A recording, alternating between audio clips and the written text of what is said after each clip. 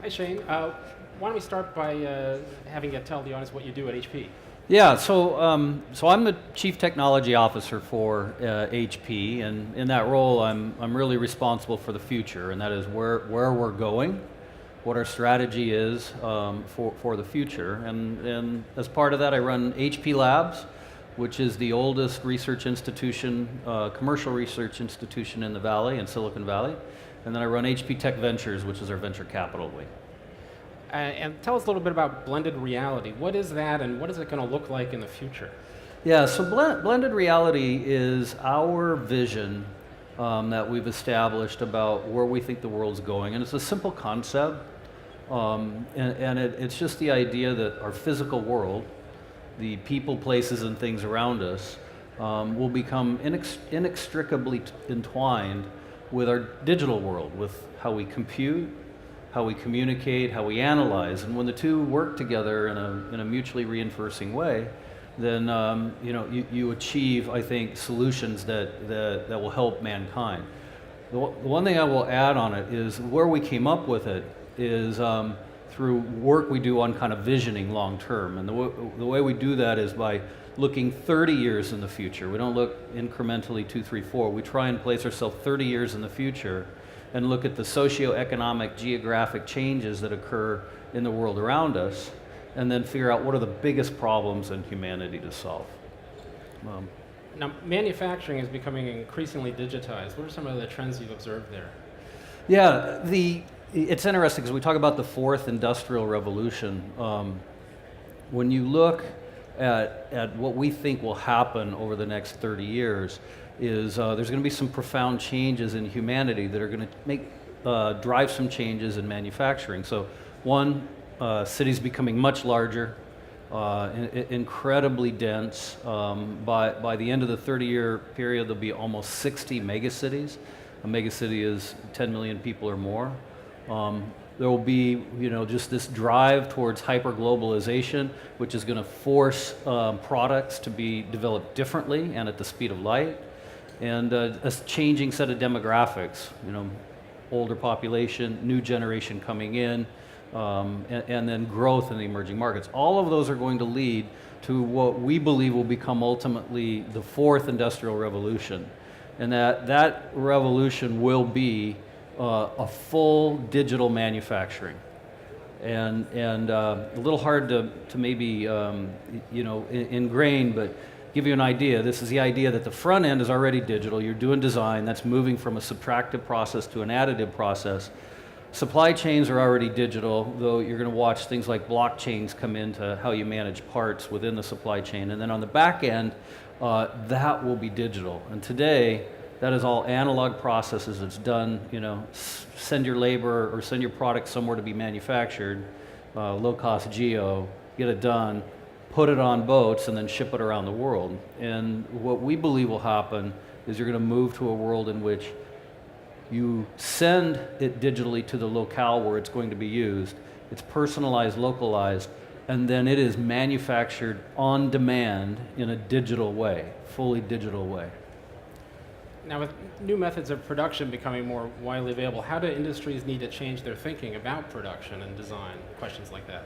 Yeah, I think it's going to have some profound effects on all aspects of society. Imagine a world in which what you do is design anywhere, transmit digitally that representation where it's needed in the locale. And then in that locale, it ends up being personalized, localized, changed. And then there'll be regional within the areas, call them manufacturing centers, but they're essentially, big automated 3D print and assembly locations that are regionalized kind of more within the areas where they're used. And in doing that, it's going to change all manner of things. It's going to change, where manufacturing happens. I mean, big debate going on, obviously in our society about how do you bring manufacturing back to the U.S., or to whatever your country might happen to be. But what I'm going to assert is in that time frame, it will totally disrupt where manufacturing is. It will move manufacturing back to the area in which it's created, where it's needed, because it will force us to think differently about training right? You're going to have to train new people. You're going to have a new set of skills in order to adapt to that environment. And then obviously, massive changes in things like intellectual property when everything is digital. Tax law, what now constitutes an import or an export. Government policy about what you can build. It'll have some profound effects, we believe, on society. What's one way intellectual property might change, or the way we look at intellectual property law? Yeah, so today we always worry about copy parts in an analog manufactured world, so we always, anybody can go copy something, and then can be very difficult to track down where it came from. But imagine if what you have is fully digital parts that are represented. You represent the space in what you call a voxel. So every point in a 3D space can be represented by a volumetric pixel, just a description of the part itself. And when you can do that, then what you have the ability to do is do things like digital watermarking, invisible digital watermarking in the parts that you manufacture, or invisible QR codes that can be printed straight on, with the part itself. And by doing that, now you have the ability to track a part that you never could before. So now I know the origin, I know who owns it, I know what printer it came from, I know what rights are associated with it, and now you have a tremendous number of tools by which you can use to manage intellectual property. And there are a whole host of other legal and regulatory questions around this future we're all going to embark in. And when it comes to 3D printing, what are some of the other legal questions, such as with product liability, if no two parts are exactly the same? Yeah, there'll be some interesting, I think, challenges in the design space we'll go through about how do you validate and ensure that the part was consistent with the specs itself. Now, some of that's already happening. I mean, in fact, 3D parts are actually used in manufacturing today, and they have standard ways in which they test out the parts themselves. I'll give you an example. Our 3D product, which is called multi-jet fusion, which is designed for manufacturing and part production. These are machines that sell for $250,000. Half of the parts in that product are printed by the printer itself. It's manufacturing itself, okay? And that's today. So you can imagine when you fast forward 5 years or 10 years, I mean, the changes there will definitely be profound. And let's talk a little bit about the Internet of Things, or as you call it, the Internet of All Things. What trends are you seeing as we continue down the path to that reality? Yeah, obviously today, all of us, including HP, have various positions of how we use Internet of Things, how we connect up compute with the communications in order to monitor, measure, control, whatever it might happen to be in that space. But we actually think some of the more interesting things will occur as you go into this fourth industrial revolution, where everything that gets printed can be actually tracked on the internet. Now, it's not I'm not talking about like a consumer wanting to hook up their toaster or some other device and put it on the internet. What I am is talking about very useful techniques where an item that's digitally manufactured that now has a digital watermark embedded on it, you now can track that through the entire supply chain, and that can all be associated with an internet service. So through simple scanning of a manufactured part, you can now associate experiences that you could deliver via an internet backbone. And some of it, might sound a little funny, but we already do pieces of this today. And so when you kind of look forward in the next 10 years or so, you're going to see this, I think, happen in spades. How important will be issues such as privacy and data security when it comes to this reality? If the chairs, if the stage, if everything's connected, the internet is everywhere, then that means the security threats will be multiplied even more than they are now. Yeah, I think you're exactly right, Keith. It's probably the biggest thing that I'm conscious about, that we put significant amount of work on in HP Labs. And they're really the bookends of security and privacy. The good thing is you have more tools now by which in a digital world that you can increase the amount of security on them, but you never underestimate the number of paths the bad guys can take. But I think the more important piece is its counterpart, and really establishing clear privacy rules, and then making sure we honor those going forward. They're key. who's best equipped to establish those privacy rules? Should it be something the private sector does by consensus, or is it something the government should be involved in? I think I'm a firm believer in the public-private partnership, and I think you see that work really well in places around the world. I would say probably the leader in that would be Germany, who's done a fantastic job of starting to establish standards with a set of policy papers that are jointly written between government and private institutions, and really kind of paving that path for that next the next revolution. Other places probably not quite as far along. Unfortunately, the U.S. Not as far along as it should be, and I think that's where we have to get much more of that private and government partnership that goes on.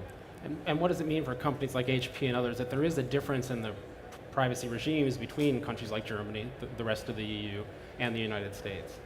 Yeah, so for us, since we're obviously multinational, we play in just about every country around the world, and so we plug into those very well. So we obviously work a lot with Germany, as well as the EU more broadly, which I think takes a proactive stance. We're actually quite proactive in the U.S., trying to start a set of matching standards that go on here, and then doing the same thing in the Asia region as well. And that's establishing standards groups, driving a set of standards that relate to what the fourth industrial revolution will look like. And you've written about something called microfluidics. Tell us what that is.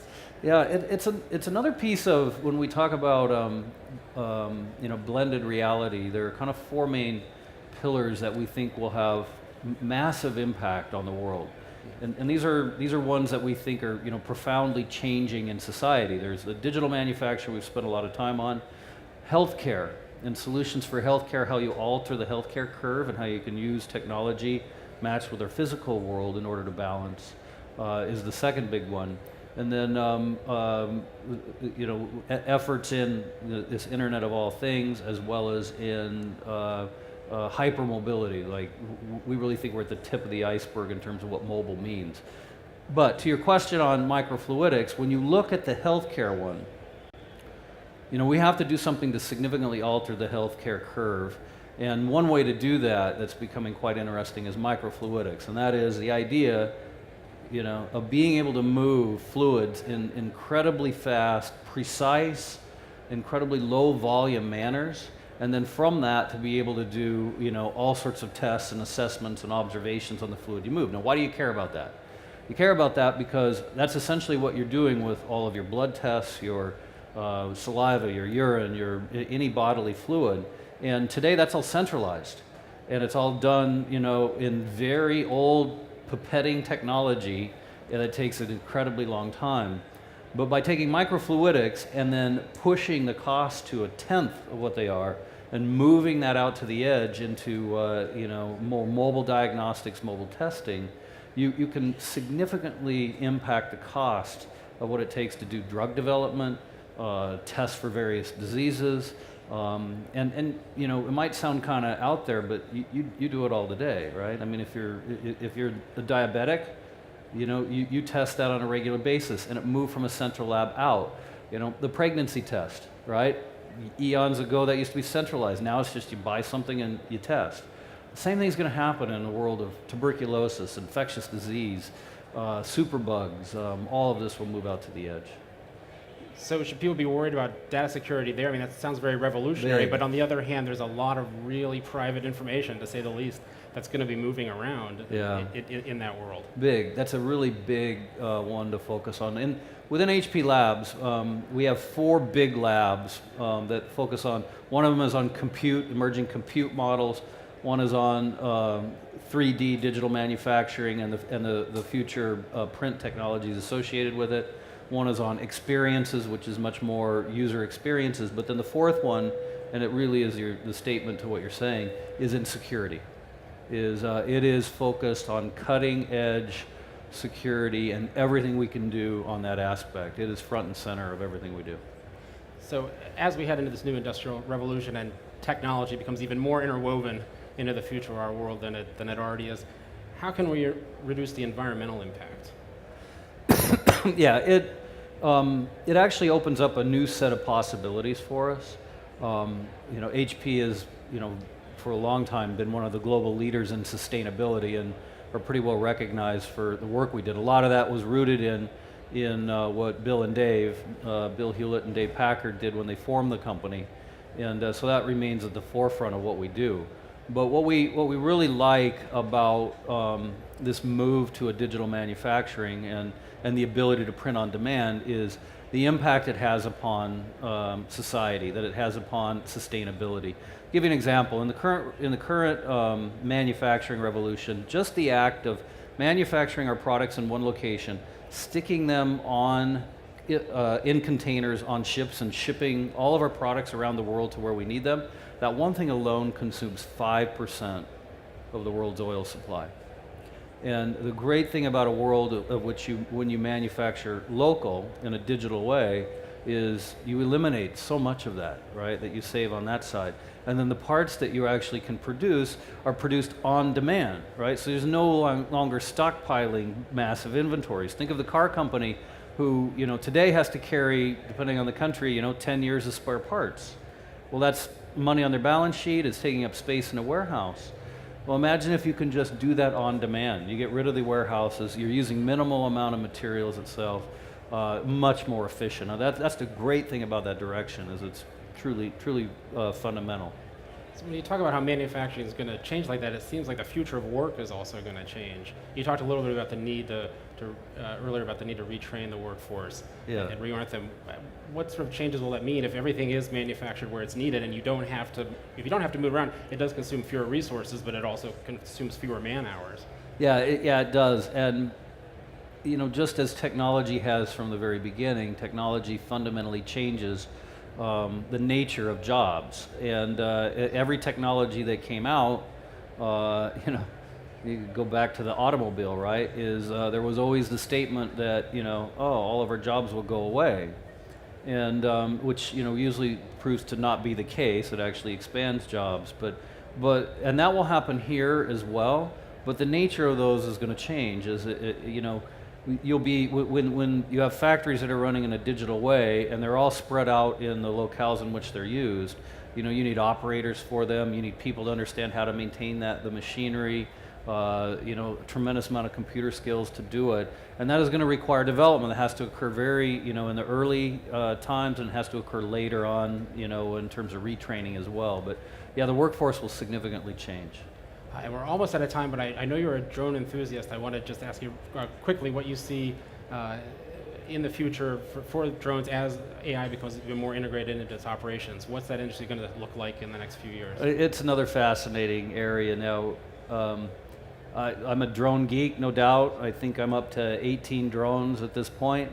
And I'm always changing, modifying on my 3D print pieces to them. I do everything with them, right? But to watch kind of the evolution that's going on in that space is tremendous. And I think you're going to watch, you see the footprints of some of the changes that are coming, right?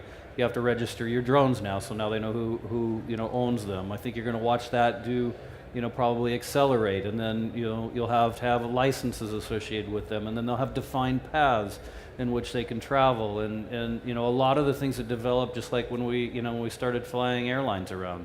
All planes have tail numbers on them, right? All drones will have registration with them. So it'll be a fascinating area to watch over the years. All right, well, this has been a really interesting conversation. That's all the time we have, but thanks very much for sharing your thoughts. Perfect, thank you.